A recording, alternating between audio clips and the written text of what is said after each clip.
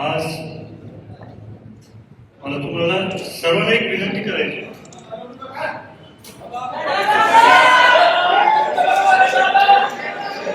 बोलू द्या.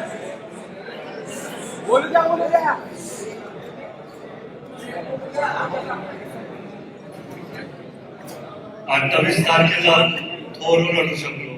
दादांचं रक्त आहे. शेवटचा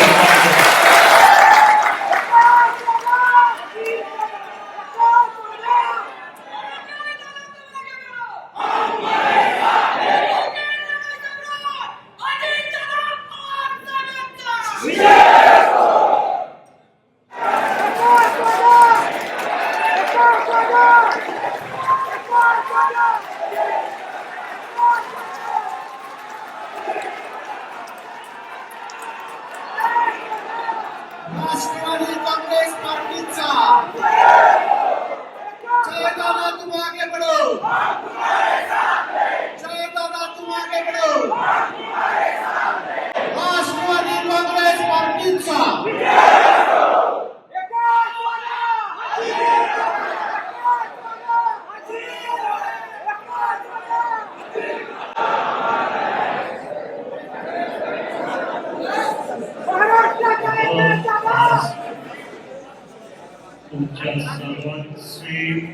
तुमच्या सर्वांचं प्रेम दादा बघतायत आणि त्यांना माहिती आहे मी आज पण जिथं गारपीट झाल्यात, ज्या शेती खराब झाल्यात तिथं गेलो, त्या शेतकऱ्यांना भेटलो. दादाची खूप आठवण येते. पण मला माहिती आहे ही बारामती, सगळे बारामतीकर नुसतेच दादांचे आणि दादा सारखे बोलायचे. ते आहेत कारण तुम्ही आहात म्हणून महाराष्ट्र आहे.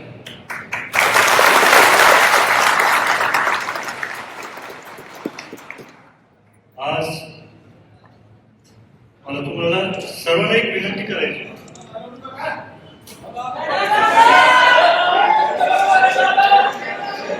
बोलू द्या.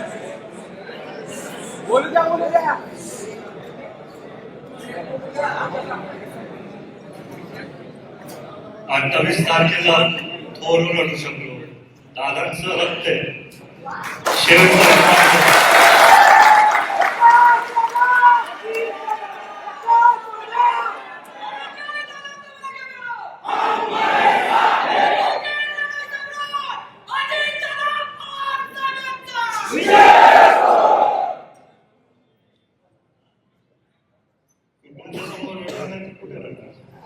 बरोबर आहे दादा.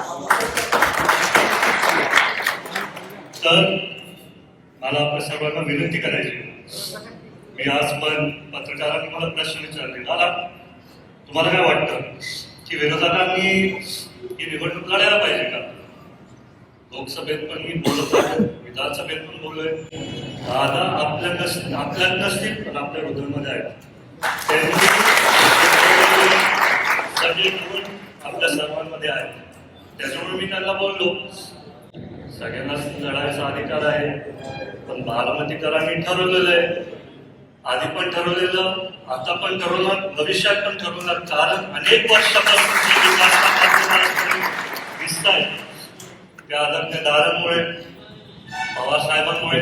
मी तुम्हाला माहिती आहे सगळ्या निवडणुकीत पूर्ण पवार कुटुंबाचा उल्लेख केला.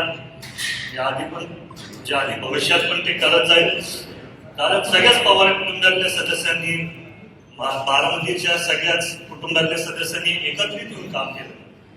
राजेंद्र काका असू द्या, सुप्रियाताई असू द्या, पवारसाहेब आहेत, श्रीनिवास काका असू द्या, दादांचं तर सगळ्यांना कायमच दिसत आलं आजपर्यंत. सुनेत्रा वहिनी असू द्या, त्यातल्या त्यात तुम्हाला सगळ्यांना एक सांगू इच्छितोय की आमच्या पिढीतल्या म्हणजे रोहित दादा, मी आमच्या पिढीतला मीच होतो पहिला त्यांनी प्रचार केला 2014 पर्यंत. तेव्हा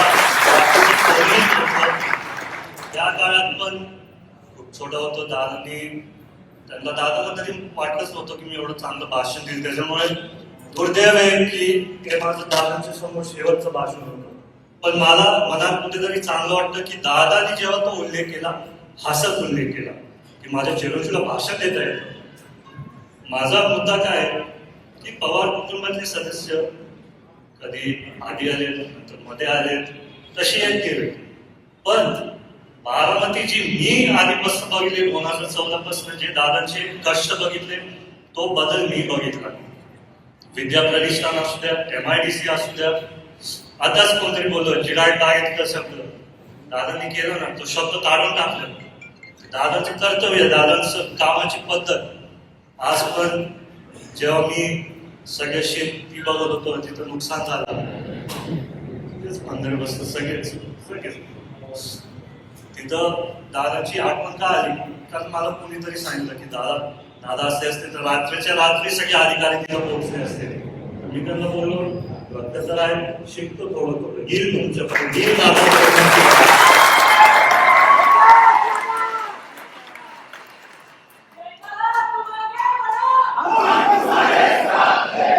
आज खरं तर मला एक व्हिडिओ दाखवायचा. किती वेळ दाखवायचा स्क्रीनवर ह्याच्यावरती वेळ लागतो, मी बोलतो ना. नाही तर त्यातल्या भरपूर विषय आहेत जे माझ्याकडे आले. त्याच्या संदर्भात मला वाटतं की आपण सर्व चर्चा करू, एकमेकांबरोबर संवाद साधू. काय आपल्या बारामतीकरांनी पवारचा आवाज ऐकला आहे तर ते बोलतात की ऐकायचंच नाही, त्याच्यामुळे सगळे तर माईक मोडी चालू जातात.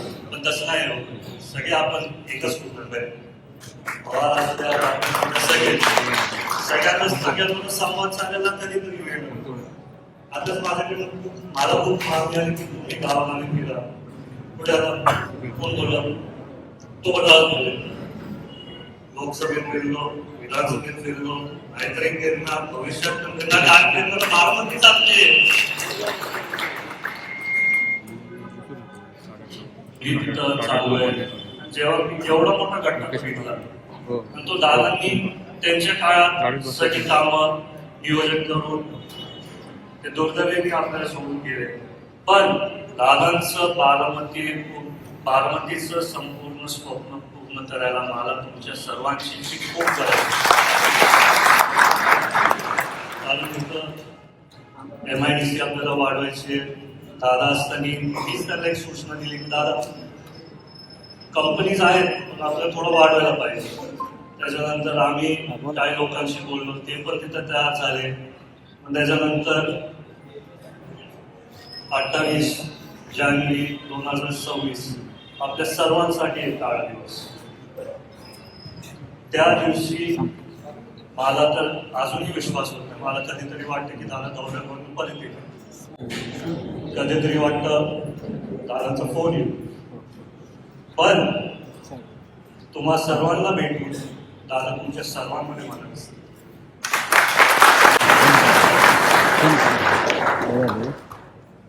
मला त्या पत्रकारांनी विचारलं की तुम्ही पत्रकार परिषद घेणार होता, त्याच्या संदर्भात काय झालं. मला तुम्हाला सांगायचं का, तुम्ही माझ्या बरोबर आहे. CID माझं रक्त घेतलं DNA चेक करायला. CID अधिकाऱ्यांसाठी बरोबर मी कायम संवाद साधला.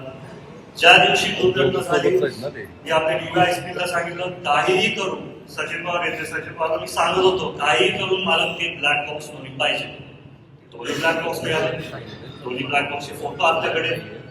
पण कारवाई होऊ द्या, अहवाल येऊ द्या, पण नंतर एकदा पूर्ण बाहेर आल्यावरती आपण बोलू.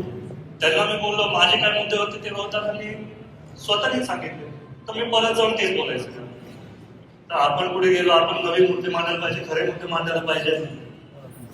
आता अपघात का घातपात मला माहिती नाही. ज्या लोकांनी तो व्हिडिओ बघितला त्यांच्या सगळ्यांच्या मनात शंका आहे, प्लेन असं होऊ शकत नाही, आपल्या सगळ्यांना माहिती आहे. तर त्याच्यात मी पण तो एक व्हिडिओ टाकला रोहित सिंगचा, विमानात झोपलेला.